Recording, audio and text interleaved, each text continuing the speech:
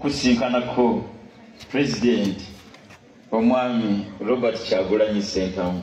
Badde mulundi gwange okusookedde ddala nzikiriza mu mbeera y'enjawulo ssebo nti osookusima kwange eri obumalirivu bwo nsaba omutonzi w'ebitonde byonna bukwongere kuba bukyetaagisa nenkusubirira okubeera omugumiikiriza ebbanga lyonna n'atuuka ku buwanguzi takuwana kuserengeta buserengesi then obuwanguzi bate bujja kukola makulu kyobula abaana basikidde ne basikidde bifundikira bibonooneseeko kuba byali byakaserengeto bafundikira babonaabona.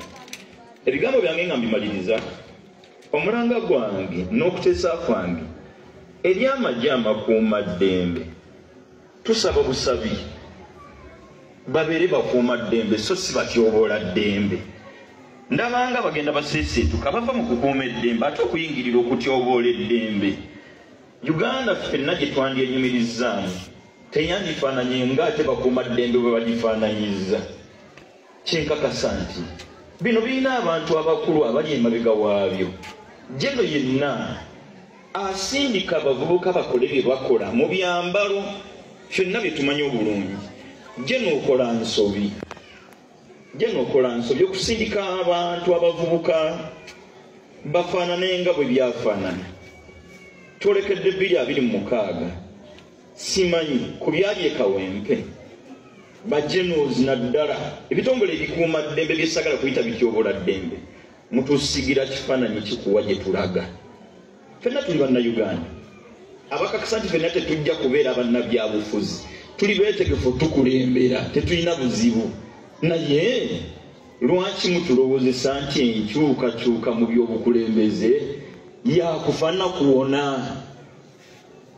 Tetusobola kukkaanya bannange teri aliwaali nga ajja kubaawo olubeerera. Wama ja'alna libashari min qablika al-khuld. Bino ebigambo Allah ekitiibwa bigamba Muhammadin sallallahu alaihi wasallam tetulina gwe tutadde mu nsi nga ye waakubeerawo olubeerera. Kateekateeka amaziika go ensi oba olya bwe kungubagire ensereka ekkuwummula. Abafu balimu emiteeko ebiri, waliwo omufa awummula ne wabaawo omufa awummulwa. Ffenna tulina okufa naye teweerabira nti tugenda kusinkana yatutonda. Olowooza effujjo lyonna lyokoze bannansi oba naali mu kuvunaana neyakutonda anaali mu kuvunaana. Nze siri muwagizi wa mwami Kyagulanyi ye ng'omuntu naye oba olyawo tulina endowooza ezitugatta. Ffene waffe muzimu ku ddwa ezisinga ebbeeyi era buli muntu gy'asaana okwekwatako buli lunaku mwe muliga nti rabbana atina fi dunya hasana. Owekitiibwa mutonzi waffe tumusaba mu nsi atuwa ebirungi. Ensi gye tunaafuniramu ebirungi erina kufaanana etya. Then we tuvunaanyizibwa ffenna okusitukiramu tukwasaganyize wamu. Nze ndowooza tekirireeti gavumenti eno okwetondera bonna bezzeekosa. Ekikulu kya byonna mikwano gyange nsaba gavumenti emanye nti ekizibu ky'Abannayuganda si pulezidenti kuvaako, pulezidenti kutereeza. Kubeera ne bw'anaavaako ffenna tetujja kufuuka bapulezidenti. Ebyetaagisa okutereezebwa bitereezebwe mu byenjigiriza. Njogera ekindeke mu byensoma jangu mu byenguudo n'ebirala bingi. Kati ate bwe kutuuka n'omuntu yennyini ng'ebyobulamu bifaanana nga bwe bifaanana. Kati ate n'otuuka n'omuntu yennyini okube mukube nga ne gyanajjanjabirwa ate naye waafa dda. Then tuba tusindikibwa kufa bufi.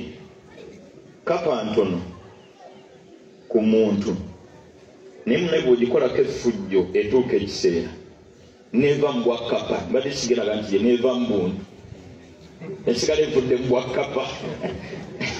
Kati tuleke kunyigiriza Kapa kutuuka kuva mu Bwakkapa kuba yegalagaana gavumenti erina okukyuka. Ekyo si mu bubi kuba kukyuka kwa gavumenti neno teyandiize. Kati eri mu buyinza tuyambagane wakati mu kiseera nga kituuse ekyobukulembeze okukyuka. Tusigale nga buli muntu akyasobola okunywa ku tuzzi, tusigale nga buli muntu akyasobola okubuuza ku munne. Jano we nalagira ensi ekubwe era ng'oteeseteese ne 2026 bwe bigenda okutambula. Saagala kubuuza nti olina abaana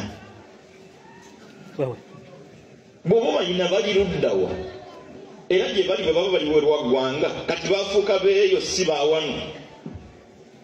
Bw'oba olina abaana tolina baganda bo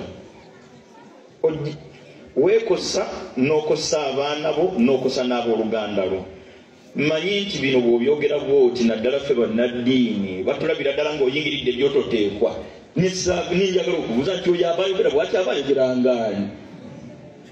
Ayagala otubulira nti alina otubulira biki bye tulina okwogera, biki bye tutalina kwogerako. Then nze olwomba munnayuganda ddi ebigambo byange mbyogera nga nze alaba nga mu nsi sigwanidde kuba mutabula obutwa buntedde yadde nkakasa nti ate oyinza okunsooka obbulya. Bino layisi gwe ntega butwambulye nawe akapiki kakwambala era tusinkane. Kati ndoza teweekooya si gwe wantonda tonkolera programu kuba nawe teweyinaako nteekateeka. Ebigambo byange byandisinzeeko awo naye tuli beeraliikirivu nga bannayuganda nze ng'omu ku byabadde e Kawempe bwe tusiiga ekifaananyi kya biki nitwolekedde mu 2026 n'owulira minisita n'omutenda obukugu n'obugezi n'okwagala eggwanga lye waliwo emmoloka z'amayinja bantu bagezi bannange ng'ayogera ali siriyasi alina musajja mukulu ng'alina ku ddala lya baminisita gavumenti wabula oba bisaanyizo ki kwe basinzira okulonda baminisitasi bwe beba byebyo nyina n'abalala abagezi abali mu layini eyo abagulanidde kati byonna bitukaluubiriza kuba abo bwe baba mu layini y'abateeseteese Jeno Muhoozi naye atukwatemu then olwo tuba tulagawa. Jeno Muhoozi bw'aba ayagala tukwata mundoozi atukwate bulungi ng'era omuntu omwami ayogereza omukyala ayogereza omukyala akuba mukube then olwo tuba tulagawa.